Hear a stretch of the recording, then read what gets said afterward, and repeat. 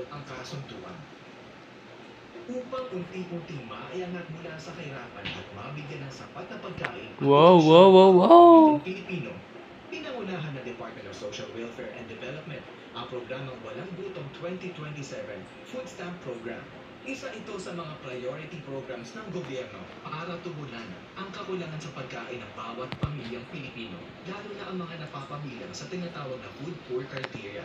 Layunin ng gobyerno na makamit ang zero hunger at mapabuti ang sitwasyon ng nutrisyon ng Luka bawat Dalyan. bago matapos. Ayaw si Mami. Inaasahang aabot sa 1 milyong pamilya ang makikinabang sa naturang programa na Pang- magbibigay sa mga Pilipino sa Si Kaka masustansyang Baliw. pagkain. Sa implementasyon nito, makatatanggap ng 3,000 pesos ang bawat pamilyang benepisyaryo sa loob ng 6 na buwan sa pamamagitan ng kanilang electronic benefit transfer. Sa muling pagbabalik ng face-to-face classes, nilunsad ng Kagawaran ng Edukasyon ang Matatag Agenda. Sa ilalim nito, binalangkas ang K-10 curriculum at ipinatupad ang mga inisyatibo upang tugunan ang mga pangangailangan ng mga estudyante at mga guro para mapataas ang Estudyante. kalidad ng edukasyon sa bansa.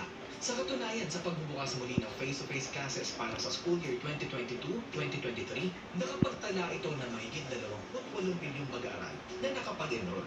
Bukod dito, nakapagtayo rin ng higit 100 Hi. bagong silid-aralan